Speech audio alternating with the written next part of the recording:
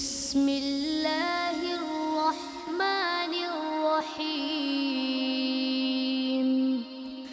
أرأيت الذي يكذب بالدين فذلك الذي يدع اليتيم ولا يحض على طعام المسكين فويل للمصلين الذين هم عن صلاتهم ساهون الذين هم يراءون ويمنعون